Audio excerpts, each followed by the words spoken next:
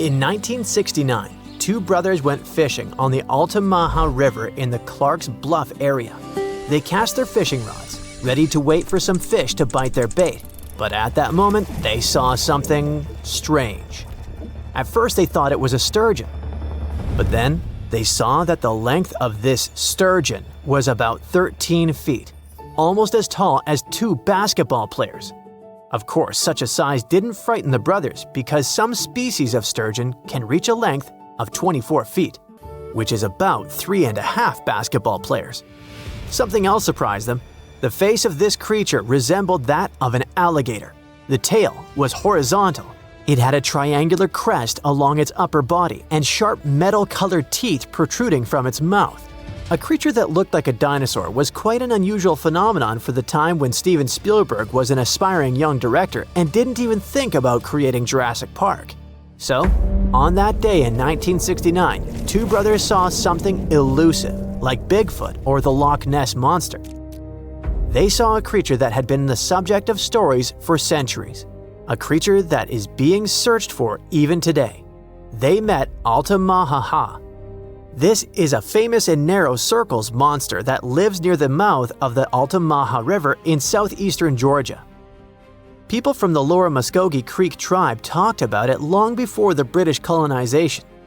In ancient times, there were legends about a snake-like lizard that bellowed and hissed. So this monster has already been elusive for several centuries. But do you know what distinguishes Altamaha from Nessie, Chupacabra, and others? Yes, there are no bad quality photos or videos of Altamaha, but there's a huge amount of evidence from different periods. For the locals, Altamaha is so real that one artist created a detailed statue of this river beast. Of course, it's not accurate because it's based on eyewitness accounts. But you'll probably agree that it would be scary to see such a cute animal in the middle of the river while fishing. Almost all the stories are about a creature without hind limbs, but with front flippers, which swims like a dolphin, has a crocodile face, big eyes, and large, sharp teeth. It's gray or green with a whitish-yellow belly and a bony crest on its crown. And most interestingly, people have seen this creature in different sizes. Of course, when you see an unknown dinosaur-like thing, you can exaggerate its size or estimate it incorrectly, which explains the difference in statements. But there's also a probability that Georgia is home to a big family of Altamaha. One of the first people to see this creature and report it to a local newspaper was Captain Delano. On his schooner Eagle, he was sailing near St. Simon's Island, below the mouth of the Altamaha River, when he saw a creature about 70 feet long, which is almost twice the size of a school bus. Its body was like a barrel, and its head was like that of an alligator. It's possible that the captain greatly exaggerated the size of the monster because of the excitement, but several other people who were with him in the boat confirmed his words. From that moment on, reports of the river monster began to appear more often. Someone saw it flashing along the river. Others saw how it behaved defensively towards people. And some people reported that Altamaha was just basking in the sun.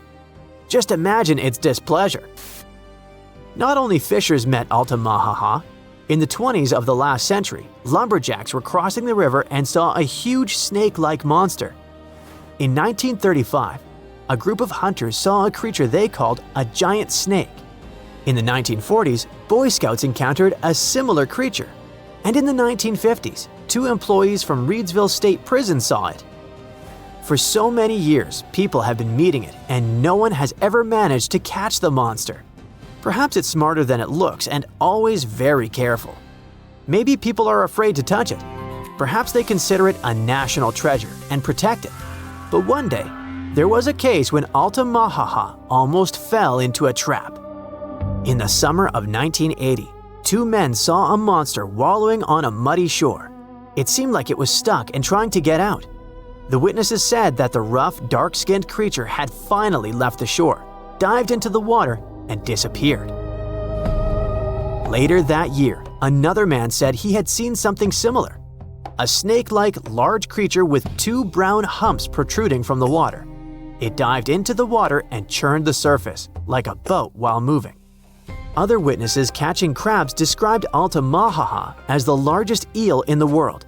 Okay, stop! Many saw it in the last century, but what about more recent news? Is the monster still alive? Oh yeah. In 2002, a man was pulling a boat upriver near the town of Brunswick when he noticed something large, 20 feet long and about 6.5 feet wide, breaking out of the water. In 2010, a photographer caught something strange on camera floating along a canal in the city of Darien. And these cases are just the ones we know about. Surely, many people have seen this thing but haven't talked about it in newspapers or on the internet. If you don't believe these stories, you can go to Darien, get on a boat, and ride along the river to see this monster with your own eyes. Yes, according to reports, this creature always tries to avoid people. It's very cautious, but all the same, you should not get too close to this water lizard twice the size of a school bus. Go to the Museum of Darien to take a photo of the Altamahaha statue. There are also souvenirs with the image of this monster. But let's assume that you or someone else managed not only to take a clear photo of the Altamahaha, but also catch it. What is the next course of action? What are you going to tell the world, and how will the world react to it? What will happen to the poor animal, surrounded by millions of flashes from reporters' cameras? Will people make a show out of it or send it to a lab? Fortunately, in 2001, scientists already developed an action plan. This plan was drawn up by Scotland's nature agency, NatureScot, since they had concerns about the Loch Ness Monster. At some point, it became too popular and too many people tried to catch it, so the agency became concerned about saving the life of the famous creature. They showed the Nessie contingency plan that can also be used for any unknown animal that lives in water or on land. According to the plan, if the ancient lizard is captured, scientists should take its DNA sample and just release it back into the wild. Fair enough. The animal will receive the same legal protection as other local wildlife in Scotland. All attempts to catch it will be prohibited. But let's imagine that this is exactly what happens. Scientists receive a DNA sample of the Altamahaha, the Loch Ness Monster, or other similar creatures. What could those be? Some ancient descendants of dinosaurs? For example, the plesiosaur looks like a distant relative of these monsters. It's huge and has a long neck and a toothy mouth. What if it managed to survive and reach the Altamaha River? Or it may be a completely new, unknown species that lives in deep freshwater. Some people who saw Altamahaha said that it had produced a hissing sound. What if it's some kind of ancient python or anaconda that moved from land to water and grew fins? In any case, it should not be ruled out that it may be some kind of eel or sturgeon. One day, someone saw it, was impressed, and told other people about it with great exaggeration. Everyone believed it and started spreading the story. What do you think?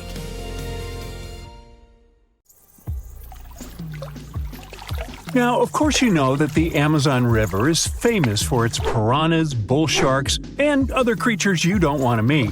But there are even more dangerous rivers in the world. The deepest of them, the Congo, goes so far down in some sections that even light can't reach there. It's the only major river that crosses the equator twice and carries enough water to fill more than 13 Olympic-sized swimming pools into the Atlantic Ocean every second. Wow!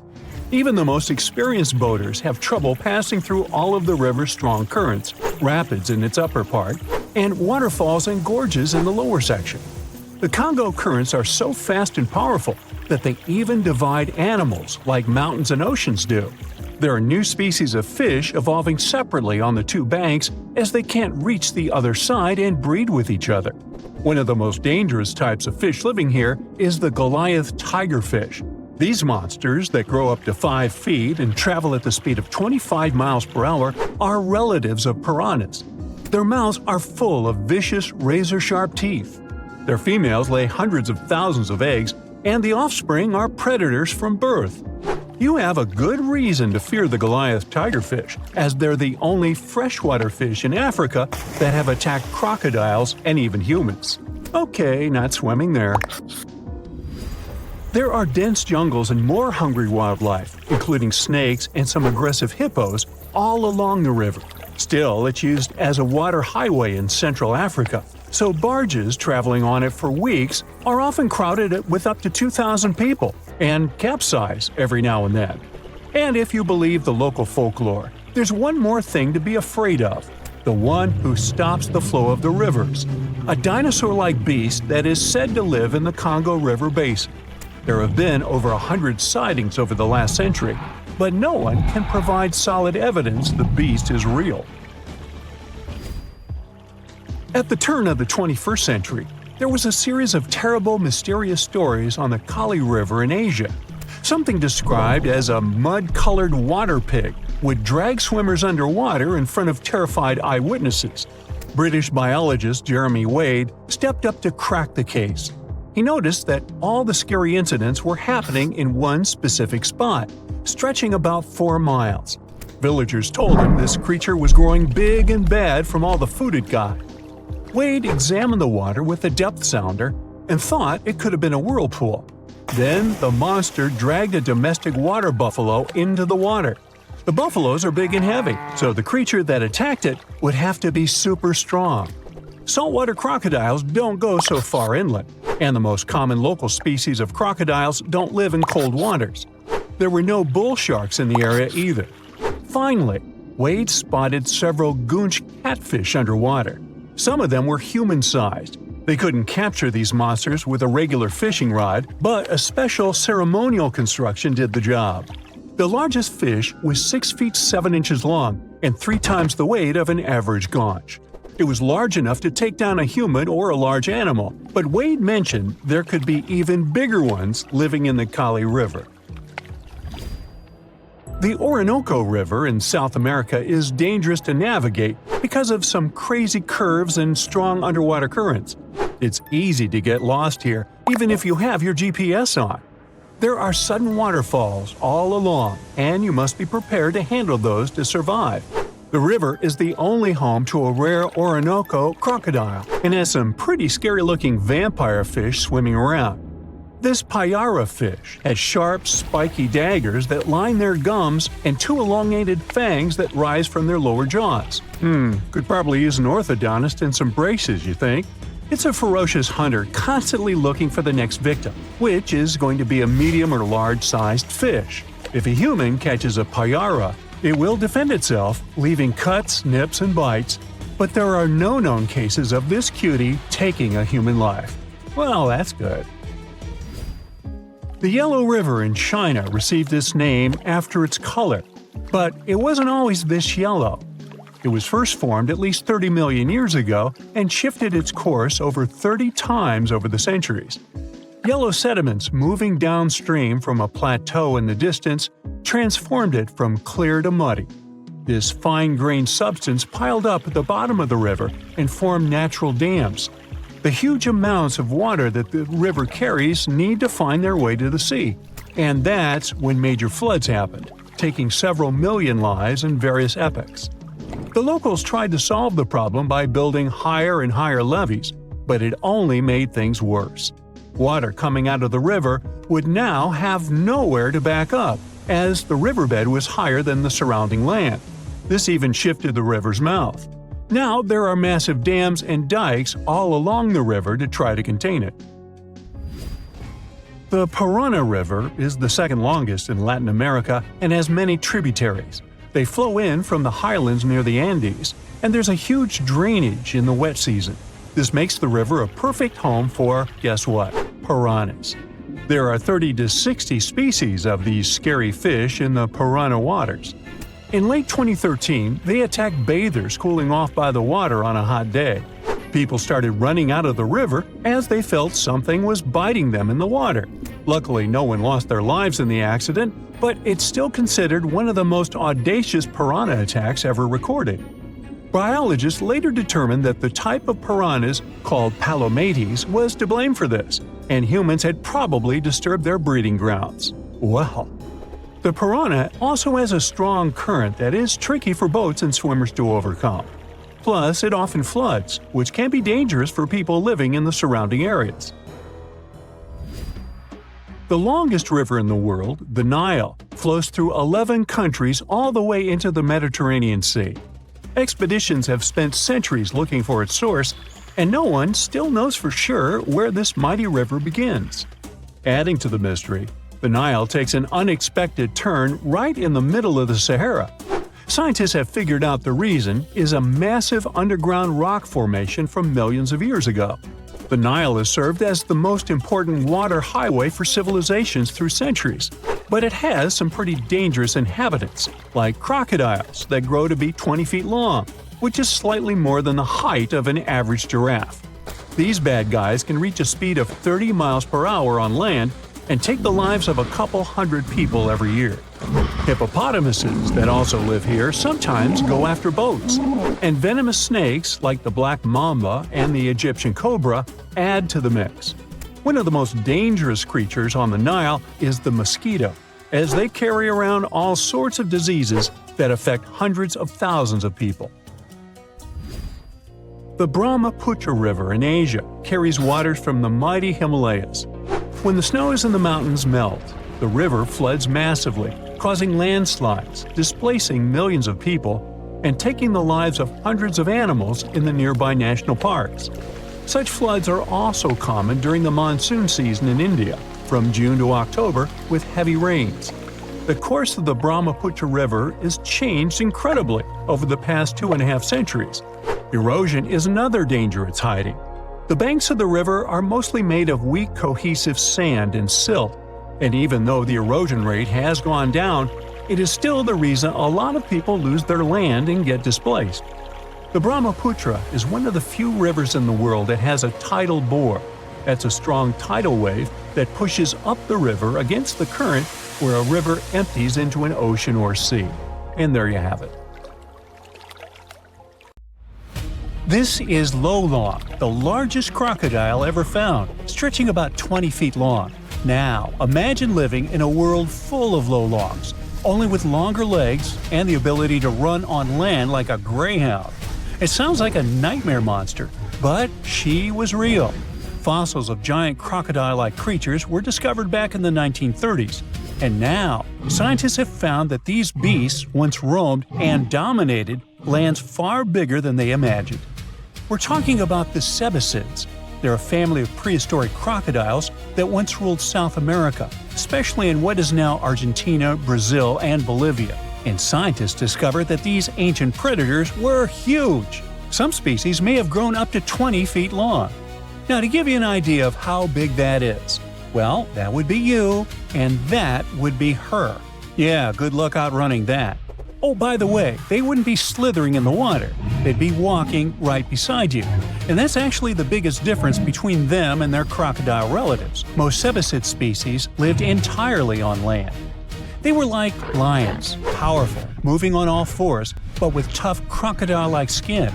That image alone is already terrifying. But it gets worse when you figure these guys were fierce predators and we could have easily ended up as part of their dinner. Everything about them was perfectly built for the chase. They had narrow, dinosaur-like skulls and long legs that helped them sprint after their prey. They especially liked sloths and rodents, but honestly, with those sharp saw-like teeth, well, anything that crossed their path didn't stand much of a chance. And if one of their victims tried to fight back, well, that would have been a big mistake. Most of these crocodile ancestor species had tough, bony plates under their skin that worked like natural armor. They were seriously tough, but don't worry, you don't have to fear them. Luckily, for us at least, these beasts aren't roaming the earth anymore. According to Jonathan Block, a paleontologist at the Florida Museum of Natural History, these mysterious predators may have been the last of the Nodosuchians, a broad group of reptiles that first appeared back in the Jurassic period. Yep, these bad boys shared the planet with dinosaurs. That is, until the asteroid hit the Earth about 66 million years ago. Dinosaurs went kaput, and mammals took over. They became the land animals, but their path to the top wasn't exactly smooth. They still had to deal with the cebicids in South America. That's right, those tough crocodile-like predators actually survived the asteroid disaster. They also ruled and stayed at the top of the food chain until around 11 million years ago. Or at least that's what scientists thought. Until they started finding strange fossilized teeth in the Caribbean. Uh-oh. Let's go back about 30 years when researchers uncovered two roughly 18-million-year-old teeth in Cuba. They had a tapered shape and tiny sharp serrations, perfectly designed for tearing into meat. There was no mistake. Scientists were looking at something that belonged to a top predator. But the question was, who? Had they found a fossil of an ancient giant croc? Well, maybe. Those teeth could have been from a species of cebacid, but that was strange, since scientists didn't think such large ancient predators ever lived in the Caribbean. And things got even stranger when another tooth turned up in Puerto Rico. This one even older, about 29 million years old. But there was a problem. Those teeth alone weren't enough to identify a specific animal. They needed more, so the mystery remained unsolved. Everything changed in 2023. Local work crews were building a road in the Dominican Republic when they suddenly stumbled upon ancient bones. Researchers soon realized they were looking at a fossilized tooth, but this time it came with two vertebrae. That was a big deal, because it's really hard to tell ancient crocodile species apart just from their teeth. But with those two vertebrae, things were different. Crocodile relatives with serrated teeth usually had ball and socket joints between their vertebrae, but in cebacids, that part of the spine was flat, so that made all the difference. It was enough to confirm that the fossil from the Dominican Republic belonged to a cebacid. And just like that, scientists discovered that this ancient predator really did live in the Caribbean. And even more surprising, they found out it was roaming around at least 5 million years before cebacids were thought to have disappeared everywhere else. Okay, but why is finding their fossils in the Caribbean such a big deal? Or better yet, why were scientists so sure before this discovery that they didn't live there? Well, that's because this prehistoric reptile didn't like the sea. Let me explain. The Caribbean is a region in the Americas made up of islands and the surrounding coastal areas. That meant for a land-loving ancient crocodile to travel from, say, Colombia to the Dominican Republic, it would have had to swim. And I mean really swim. We're talking over 350 miles of open ocean with strong currents and rough waves. You can see why that would have been a serious challenge for a land-based cebacid to cross, right? So, that's why scientists thought these prehistoric crocodiles could never have lived in the Caribbean. But now that researchers are finding their fossils there, they may have to find an explanation. And that is where this discovery becomes even more interesting, as it actually supports the Garlandia hypothesis. This idea first appeared in 1994. It suggests that millions of years ago, the movement of Earth's tectonic plates caused a stretch of land, now mostly underwater, to rise up in the Caribbean. This land, called the Aves Ridge, may have connected South America all the way to Puerto Rico, and then to other Caribbean islands like Hispaniola, Cuba, and Jamaica. So basically, it worked like a temporary chain of land bridges, a kind of natural highway that once allowed animals to go from South America to the Caribbean. Mammals, amphibians, and reptiles could actually walk right across instead of taking their chances at sea. The Garlandia hypothesis definitely sounds fascinating, but it's still up for debate. It hasn't been fully accepted by scientists yet, even though plenty of studies since the 90s seem to back it up. And this new discovery of a giant crocodile-like creature in the Dominican Republic could be one more important clue pointing in that direction. It's possible that many of the places where these cebacids once thrived started to disappear as the global climate cooled. Bit by bit, some of them were pushed into warmer tropical areas, until, eventually, the only places left for them to live were the Caribbean islands. This discovery lines up with something else that ecologists have observed around the world. Islands can act like museums of biodiversity, in the sense that they offer a safe place where plants and animals can keep surviving long after their relatives on the mainland have disappeared. In the case of cebacids, the difference is striking. The most recent fossils found in South America date back between 10 and 12 million years ago. But the tooth and vertebrae found in the Dominican Republic are much younger, only about 4.5 million years old. That means this island might have been the last place these giant reptiles called home.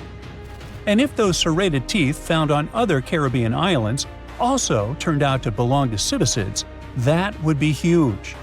That would mean that these ancient crocodile-like creatures didn't just live in the Dominican Republic. They were spread across the Caribbean. And who knows, maybe we'll still find more of its fossils in places like Puerto Rico, Haiti, and Jamaica. Although the tropics are among the most biodiverse places on Earth, much of their natural history remains a mystery. Discovering a giant ancient crocodile in the Caribbean is a reminder that the world we live in today is just one chapter of Earth's long, ever-changing history. And who knows what other prehistoric crocodiles or ancient creatures are still waiting to be found beneath our feet.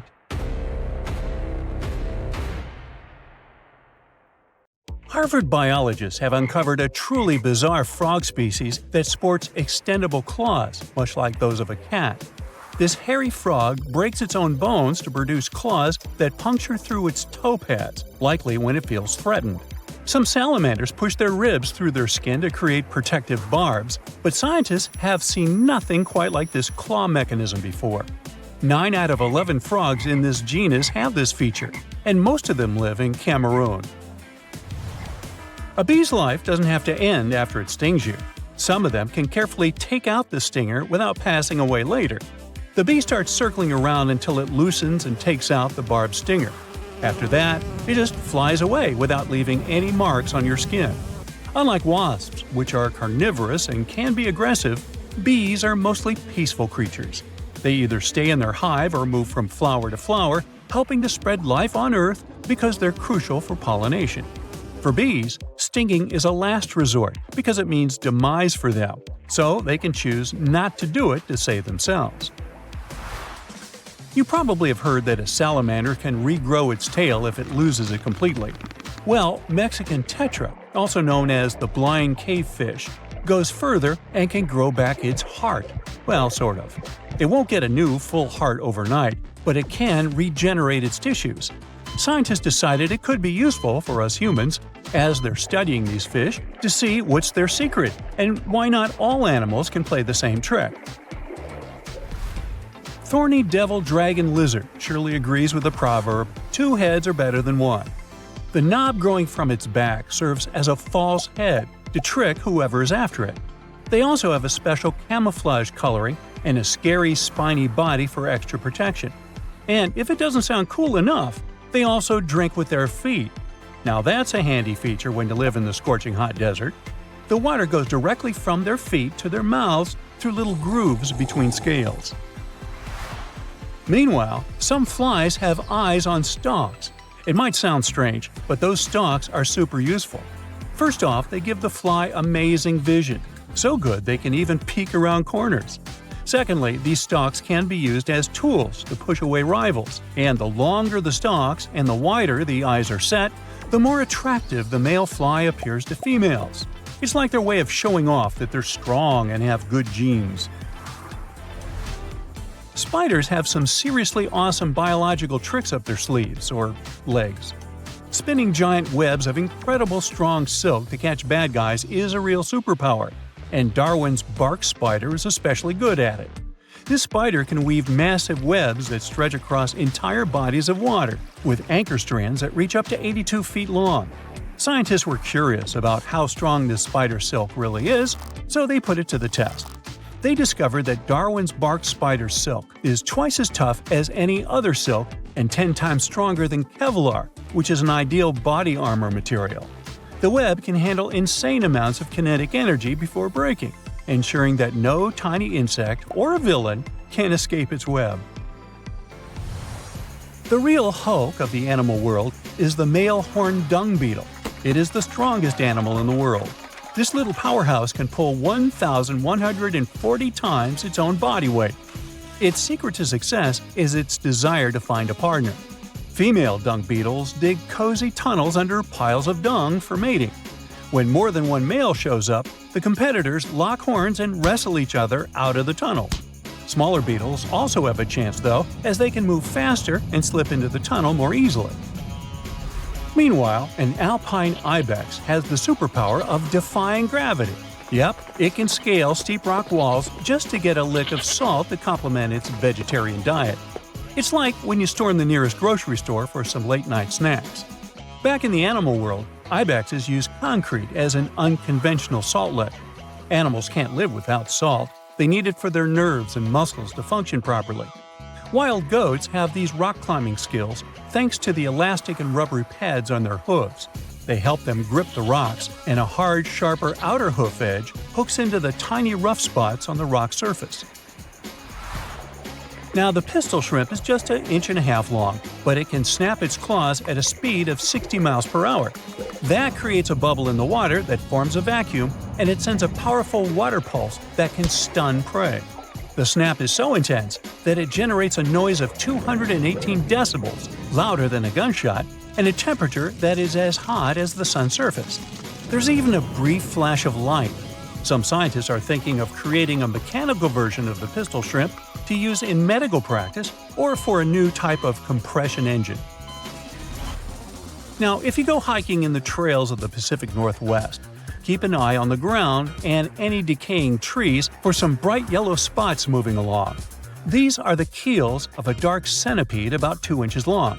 If you pick one up, it will curl into a spiral and release hydrogen cyanide, giving off a strong almond scent. This amount isn't enough to seriously mess up a human. It can just stain your skin or give you an uncomfortable feel if you're sensitive. So be sure to wash your hands after handling one. But the same amount can take down a bird or a rodent. Speaking of birds, crows can count vocally up to 4. They're a lot like human toddlers when it comes to learning to count and quickly identify the number of objects they see. Scientists train 3 carrion crows to make a certain number of caws between 1 and 4 when they showed them a specific symbol or audio cue. All 3 birds mastered the task like pros, with some minor mistakes like 1 caw too many or too few. Crows can also plan ahead and communicate with each other in a structured way. Cowbirds, on the other hand, have secret passwords they use to recognize each other. They're a type of parasite bird, something like a cuckoo, and they lay their eggs in other bird species' nests. This means the little cowbirds can't learn their real parents' calls and would have trouble as adults to find a mate of their kind. That's why they have an inner mechanism where they recognize their species singing like some sort of secret password that only they know. Meanwhile, ghost crabs growl when they're around creatures they don't like or find threatening. They first show claws to intruders in their personal space to make them feel unwelcome. If that's not enough, they'll go for fearsome growling noises, like dogs. That sound is coming from rubbing their 3 elongated, hard teeth inside their stomach. Teeth in your stomach. Ghost crabs make the same noise when they're grinding up food. When a puffin feels like it could use a good scratch, nothing can stop it from solving the problem. Researchers notice these birds pick up a small wooden stick to itch themselves. The authors think puffins might need sticks to knock off seabird ticks. Looks like it's more effective than using its own beak. There's an Indian elephant named Koshik who lives in South Korea and can imitate words just like parrots do. Koshik can pronounce the Korean words for yes, no, sit, lie down, and 4 other words. He puts his trunk inside his mouth and shakes it while exhaling to change the tone and pitch of the sounds he produces. If you can whistle with your fingers in the mouth, it's a lot like that.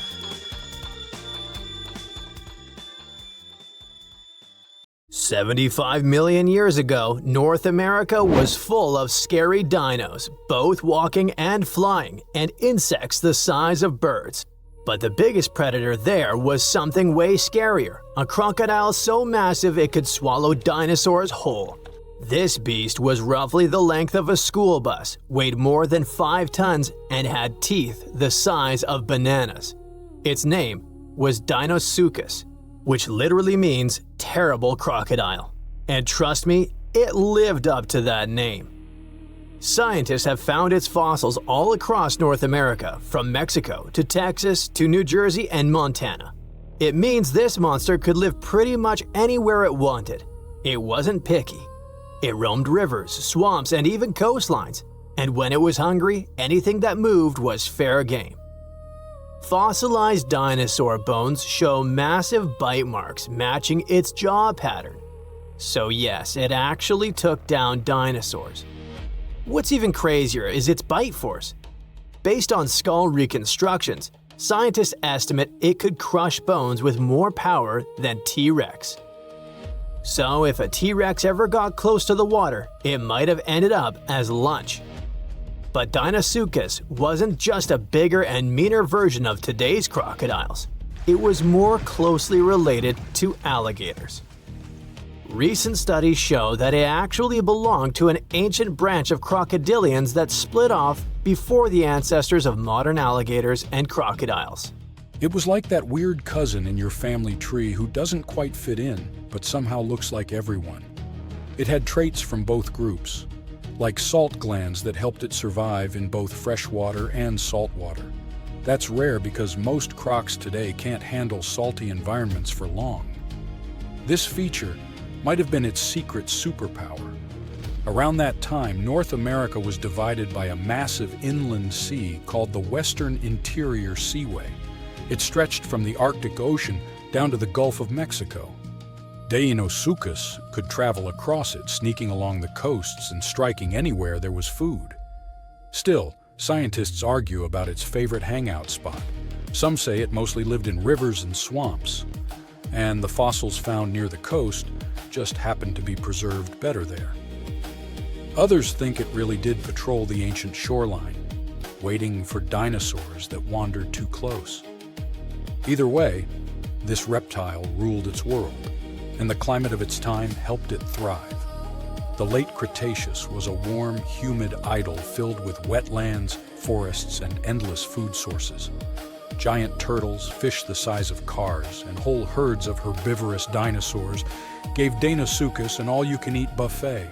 As long as the ecosystem stayed stable, it could keep getting bigger and bigger, and it did. Throughout Earth's history, huge crocodiles have evolved again and again. It's like nature's favorite blueprint for apex predator. Even today, Nile crocs and saltwater crocs are living proof that this ancient design still works perfectly. Some scientists even joke that crocodiles are basically dinosaurs that decided to chill and wait it out. They survived mass extinctions while most other big reptiles vanished. Deinosuchus wasn't so lucky and went extinct around 73 million years ago, most likely because the environment changed and its food sources dwindled.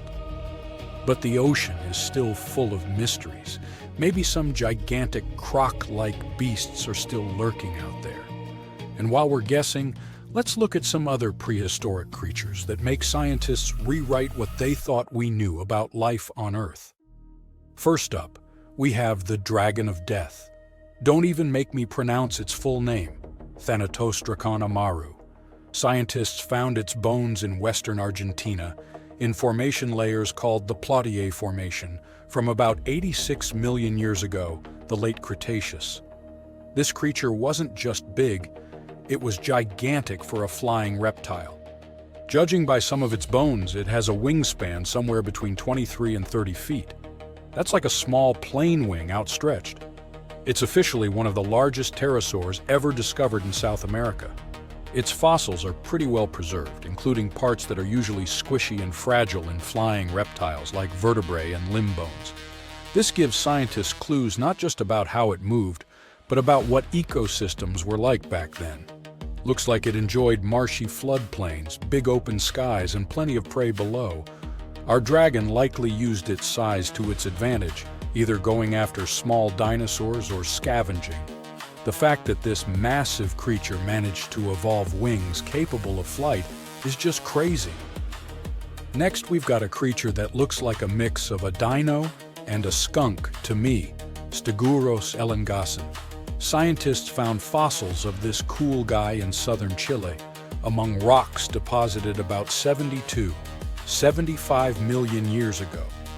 The thing that hits you first, let's hope, not literally, is its tail. Instead of the usual spikes or clubs you get in other armored dinos like ankylosaurs, Stegosaurus had a flat blade-like tail made from fused bones. It looked almost like a weird paddle or frond. Scientists compare it to Aztec ammunition because of that blade structure across the tail's rear half. It wasn't huge, only about 6.5 feet long, But what it lacked in size, it made up for in weirdness and cleverness. Its body had armor plates, protective skin scutes, and a skull structure showing features of different dinos. So it was kind of a hybrid in style, which got paleontologists rewriting some of the family trees of armored dinosaurs. Also, the fossil is unusually complete, about 80%, which is rare because armor bones are often damaged or missing. This is super useful for science because it shows us how armor evolved, especially in southern continents. And you definitely need to meet our next hero, a truly bizarre marine reptile that once patrolled the waters of what's now Wyoming, Serpentiseuchops fisteri. This creature was part crocodile, part sea monster, and 100% nightmare fuel. Scientists first found its fossils over 25 years ago, but they only recently managed to piece together enough of its remains to truly understand it. It had a super long neck, which was normal for plesiosaurs, and a croc-like skull and body. Most fossil books would tell you these traits shouldn't exist in the same animal. So this guy was a stunning exception. Paleontologists have found its lower jaw, a large portion of its skull, neck vertebrae, tail, and ribs. So they were able to reconstruct not just what it looked like, but how it likely moved, swam, and hunted. About 35% of its body is preserved, which is not so often for marine reptiles, and it lets scientists learn a lot about its lifestyle. With its long neck and the power of a crocodile, plus a super combo of speed, reach, and bite, this guy was most likely a top predator of its time. Last but not least, we have this cool dino, Duonicus tsokhtbatari, that lived in Mongolia's Gobi Desert around 90 to 95 million years ago during the Cretaceous period. It wasn't a meat-eater like T-Rex, but more of a plant muncher. It grew to about 10 feet long, roughly the size of a tall adult human lying down, and weighed around 575 pounds. Pretty hefty for a leaf-eater. The craziest thing about this heavy guy was its hands. It only had 2 fingers on each hand, and each finger carried a giant curved claw about a foot long, covered in keratin, the same stuff your nails are made of. That keratin actually added over 40% to the claw's length, which is super rare to see preserved in fossils. Because of that, scientists can actually study the full shape and structure of the claw, not just the bone. Its hands weren't just for show, though. We can see fused wrist bones and stiff joints in the fossil, which means it could grab and pull down branches to eat leaves. So, having fewer fingers could actually be a bonus if your goal is to reach and rip down vegetation. It's a really cool example of how dinosaurs adapted in weird and specific ways to survive. A pre-Christmas miracle happened near the mouth of South Africa's Chilumna River on December 22, 1938. Marjorie Courtney Latimer, the curator of East London Museum, was on her routine visit to the docks. She was checking if there were any unusual catches from local fishermen. Suddenly, she spotted a strange fin sticking out of a pile of discarded fish. Intrigued, she cleaned off the slime to reveal an incredible discovery. A pale blue fish with silvery flecks, thin scales, and 4 fins that looked almost like limbs. And it was huge too, 5 feet long, weighing about 127 pounds. Marjorie actually specialized in birds, but she had always been fascinated by the natural world, including the ocean. She didn't know what the fish was, but she had a feeling that it was something special. So she had the fish loaded into a taxi and taken to her museum. She then went through lots of reference books, but no matter how hard Marjorie tried, she couldn't identify the species. She decided to show it to the chairman of the museum's board, but he just dismissed it as a common rock cod. Marjorie didn't listen to him. The creature fascinated her so much that she kept studying it, and even tried to preserve it by having it taxidermied, although she couldn't save the organs. Desperate for answers, she reached out to a fish expert, J.L.B. Smith. But tough luck, he was away at that moment. When Smith finally saw the drawing, he got instantly intrigued. By January, he finally wrote the response to Marjorie, saying the fish was giving him sleepless nights. He was eager to see it in person. On February 16, when he finally arrived at the museum and laid eyes on the fish, he was stunned. Suddenly, it dawned on him that he was looking at a coelacanth, a species believed to have gone extinct 66 million years ago. This made it a Lazarus species, an extinct species that reappears after a long absence in the fossil record. It was like seeing a fossil come to life. Scientists thought that this creature had vanished with the dinosaurs. Thanks to Marjorie's persistence, this became one of the most remarkable biological finds of the 20th century. The entire genus Latimeria was named in her honor. Turns out, fish was vibing in the deep ocean waters, completely unbothered by an asteroid strike for millions of years. Today, at least 2 species of coelacanth are known to exist. Both come from this ancient lineage that survived the test of time. They mostly live in the Indian Ocean, with some chilling around Indonesia here and there. Coelacanths look and behave very differently from other fish. Their creepy fins actually move in a way similar to how human arms and legs move. They also have a special joint in their skull that lets them raise a part of their head while feeding. That's because they're related to tetrapods, those guys that were the first to step out of the waters to the land. Michael Smith is a British naturalist. On July 2018, he was exploring the remote Wandiwoi mountain range in Papua, Indonesia.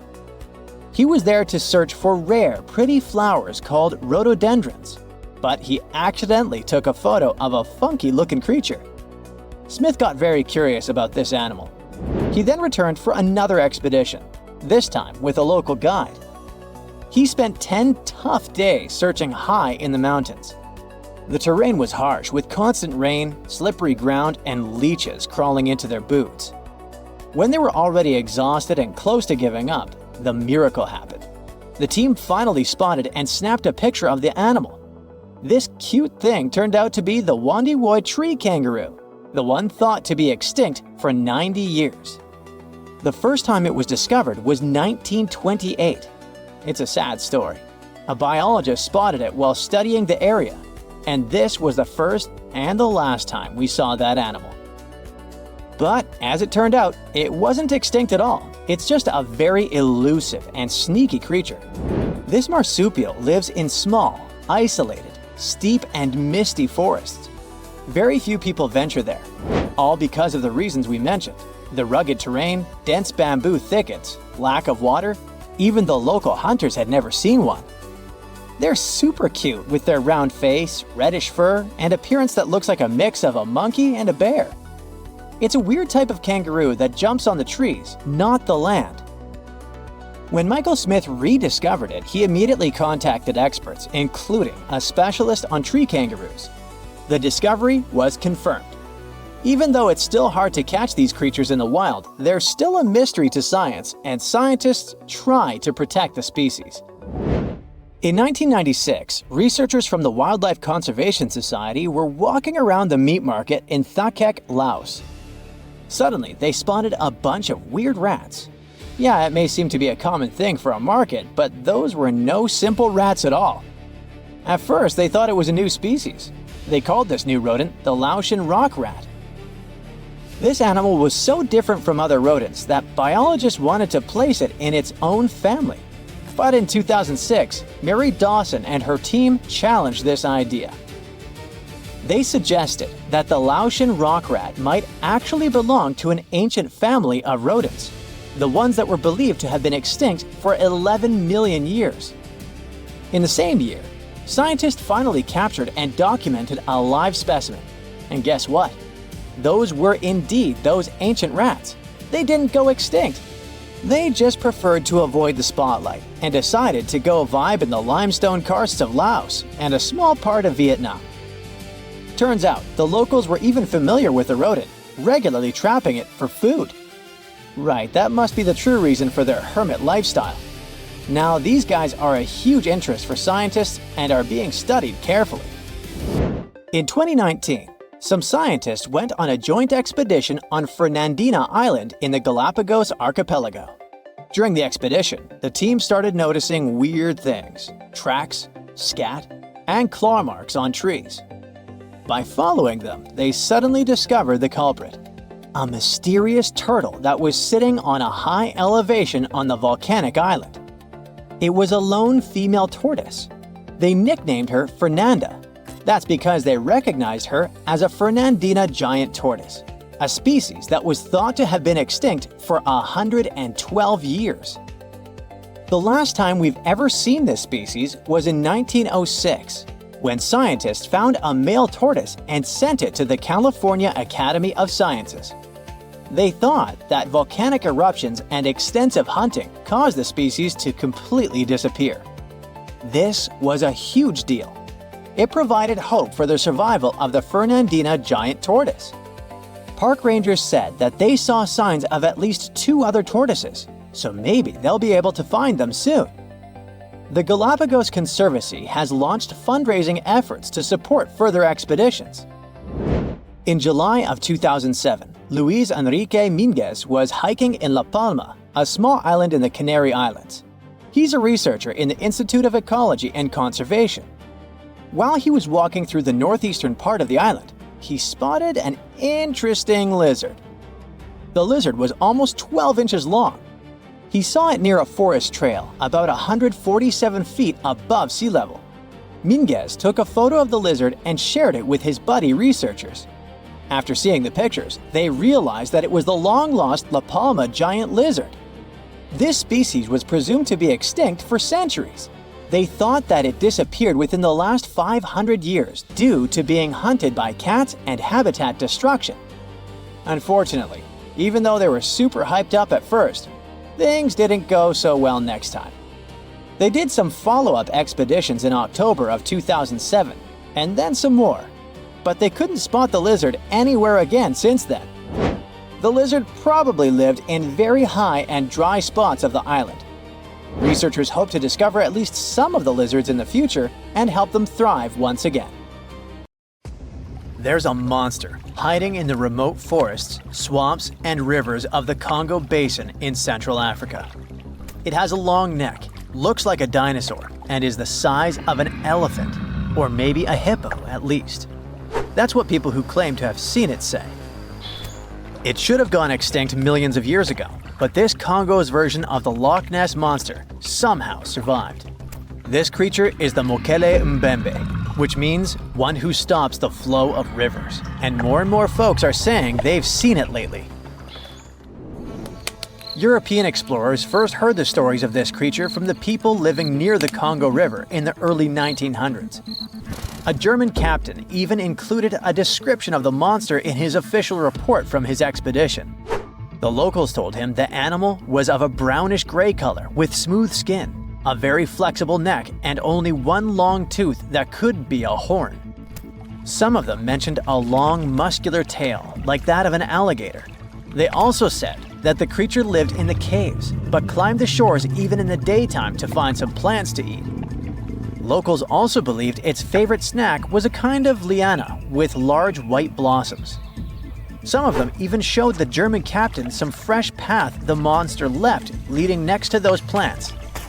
And they warned him that Mokele Mbembe definitely didn't like humans and took down any canoe that would sail nearby. Dinosaurs were a real hit in pop culture in the 1910s, and several newspapers in Europe and North America wrote about the dino-like monster from Africa back then. In the later years, several expeditions traveled to the Congo Basin to search for Mokele Mbembe or interview claimed witnesses. They did not find any direct physical evidence, but collected many stories. One zoologist in the 1980s said he took a film of Mokele Mbembe, but the footage did not develop properly. Stories and movies like Jurassic Park have kept the dream alive that dinosaurs might still be hiding somewhere in deep forests. At some point, people stopped reporting sightings of the creature as often, so it almost became a forgotten legend. But it all changed recently, as many people claim to have witnessed the mythical monster with their own eyes.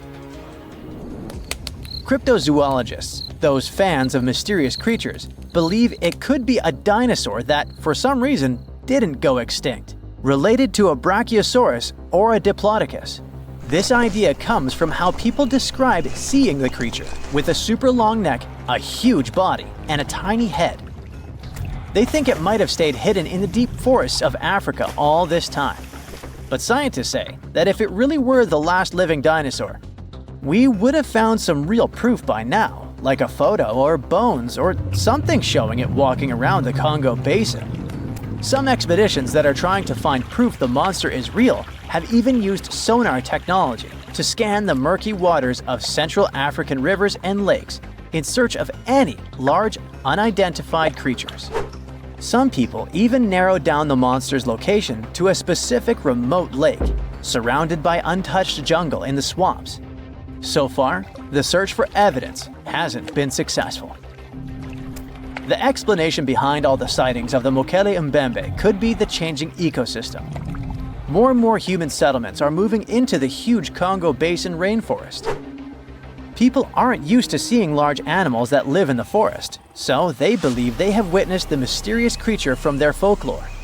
The human brain often fills in the gaps in something we don't know and uses imagination to explain it, especially if there's a ready-made version that everyone's heard of.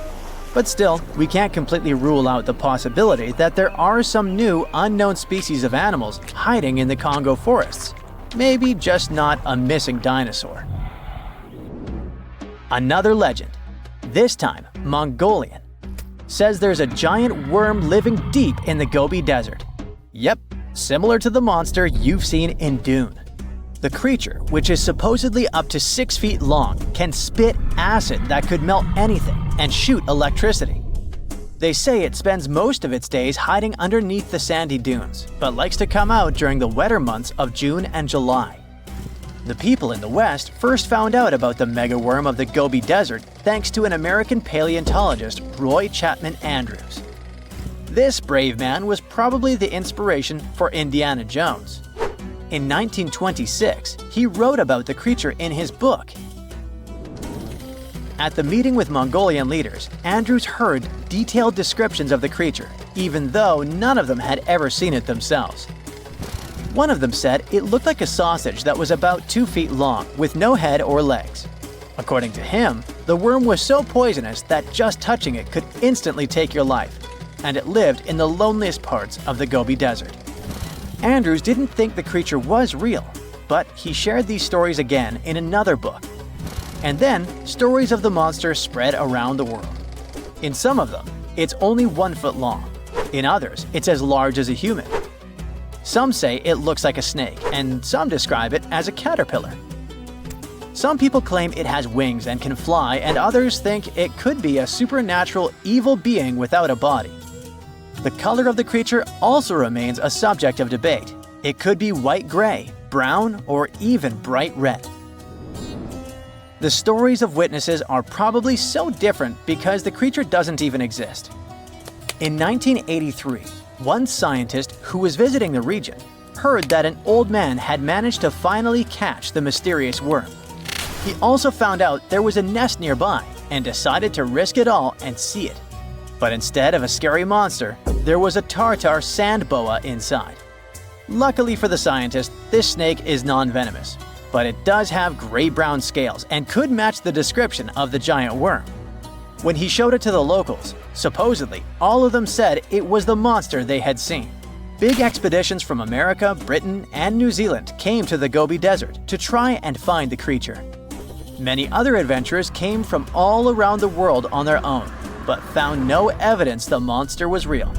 But many Mongolians are sure the death worm is no fantasy. If you don't believe there's a monster in the Gobi Desert, how about one in Lake Worth in Texas? According to local folklore, there's a part human, part goat creature with scales and long clawed fingers hiding there. It all started back in July 1969, when locals claimed to have spotted this mysterious creature roaming around. The newspapers loved the story and started reporting about new sightings. One article said that the monster jumped out of a tree and landed on some guy's car.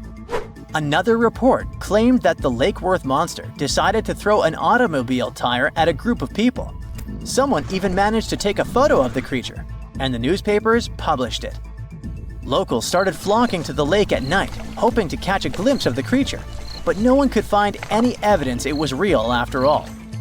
The author of the monster's photograph later said it was most likely someone's prank, because the creature really wanted to be seen. Then, a reporter from the local newspaper received an anonymous letter saying that it was 3 high school students who decided to dress up and scare people. Even despite this, some cryptozoologists think it could have been an undiscovered primate species that walks on 2 legs. We don't know if the Worth monster is real, but it does one good thing and brings together the local community. Every year since 2009, they throw the Lake Worth Monster Bash. If you ever get one-on-one with an alligator, you can save yourself using just one simple trick. At least that worked for a young visitor of Moss Park in Florida who escaped a gator's grasp. Juliana was swimming in shallow water when an alligator bit her leg and refused to let go of it. Luckily for her, the girl knew exactly what to do because she was paying attention during her visit to a theme park with gators. First, she tried hitting the animal on the forehead, but it didn't work. Then, she decided to use her knowledge and stuck 2 fingers up the gator's nose. The animal opened his mouth to take in some air, and the leg was free. I don't want to scare you or anything, but there are around 5 million wild American alligators roaming across 10 states. Some of them live in places you go to rest, like golf courses, swamps, lakes, rivers, hiking and bike trails, and fishing spots. Gators rarely go after people because we're not their prey. Dogs and horses do it way more often, but they have a reputation as ambush predators, and every attack goes viral. The best you can do to survive a rare gator attack is to avoid it. Keep an eye out for a few signs that gators might be somewhere nearby. They love catching some rays, so if you spot some logs or banks where the sun's hitting just right, there might be a gator chilling there. Sometimes they're sneaky about it, with just their eyes and snouts poking out of the water while they soak up the sunshine. And when they decide to dip back into the water, they slide in without a single splash. Sneaky gators. During mating season, which starts around April and goes through June, they get pretty vocal. So if you hear some loud bellows echoing through the swamp, chances are it's a flirting gator. If you stumble upon what looks like a pile of vegetation on dry land near water, keep your distance. That's likely a gator nest. And trust me, you don't want to mess with Mama Gator when she's protecting her little ones. Their tracks resemble those of lizards or dinosaurs. So if you see something like that, it's probably time to escape to safety. People are usually the ones who provoke these toothy reptiles, not the other way around. You can do it if you get too close to snap the best photo or decide to touch its tail out of curiosity. Feeding them is also a bad idea, because they quickly learn that humans mean free snacks. If you come face to face with a gator, try to stay cool and respect their turf. If you're kayaking and spot a gator chilling in the water, just give it some space and paddle on by. And whatever you do, don't go slapping the water with your paddles so as not to scare and provoke them. If they still start swimming towards you, don't panic. Just calmly paddle away or show them you're not interested.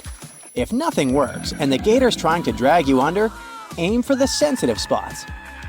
Crocs and gators are famous for their tough hides and armored bodies, but it turns out they have little pigmented spots scattered all over their skin. They're packed with touch sensors, making them super sensitive to pressure and vibrations. Even more sensitive than our fingertips, believe it or not.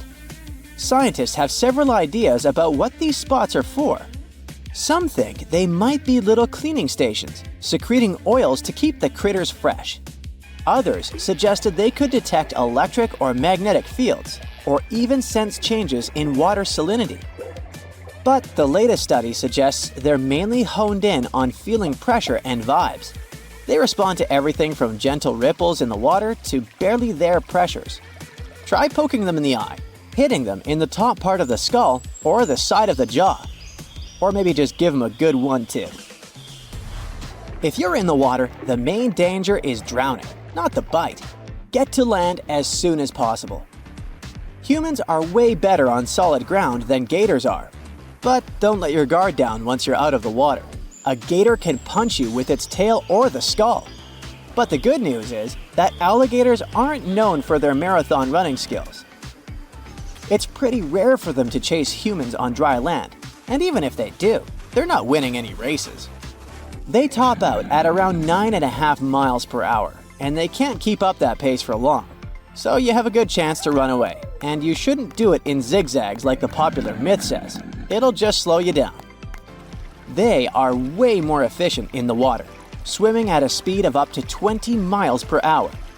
Plus, gators can hold their breath underwater for up to half an hour, and some have beaten that record with an impressive 24 hours. They have adapted to slow their heart rates to 2 to 3 beats per minute. This way, they consume the oxygen in their lungs super slowly. They have their eyes smartly placed on the tops of their heads so they can see what's up above the water while hiding in it, kinda like a periscope. But not all is lost for you. If you can sneak up behind the gator without setting off its attack mode, you can clamp its jaws shut with some pressure. Even though their bite is no joke, they struggle to open their mouths when you're holding them tight. You can even flip that bad boy onto its back and send it into a chill mode. Try jamming something into the back of a gator's mouth. It should cause a gag reflex. If you can't pull any of these tricks, try making as much noise as you can. You might scare away the gator, and you'll let other people nearby know you are in trouble, so they can call 911 for help. If someone wants to save you, they have more chances of doing it on the ground, so they should never jump in the water to rescue you. All this works for alligators, but might not work for crocodiles. The first way to tell the difference between them is to check out their snouts. Gators have short, stubby ones with rounded ends, like a wide U shape. Crocs sport longer, skinnier snouts that taper into a point, more like a sharp V shape. Take a peek at their teeth. When gators close their mouth, you'll see their top teeth sticking out, mostly downward. Crocodile teeth are more evenly matched, with some pointing up and some down. Gators are freshwater fans, so they live in ponds, swamps, and lakes. Crocs live in freshwater, brackish water, and even salty coastal areas. Gators are usually more relaxed than crocs, but both can get wild, especially if they're feeling peckish. So if you spot either one in the wild, give them plenty of space and maybe a friendly wave from afar. Despite all the obvious risks, some people still think it's cool to have an alligator as a pet, although it's mostly illegal. The first problem is that you need a lot of space, because that tiny 7-inch gator you think is cute is gonna turn into a massive beast, especially if it's male. A gator has 80 teeth in its mouth and muscles that can crush bones with over 3,000 pounds of force. These guys are also really smart and can figure out how to escape their enclosure, anticipate your moves, and even use tools to get what they want. You might think you can train one, but it's not like teaching your pup to sit and roll over. It takes years of experience and a whole team behind you to change their wild instincts. Plus, they're bottomless pits when it comes to food. Finally, these guys stick around for a long, long time, over 50 years. So when you realize you can't handle it anymore or just don't want it, good luck finding someone to take it off your hands.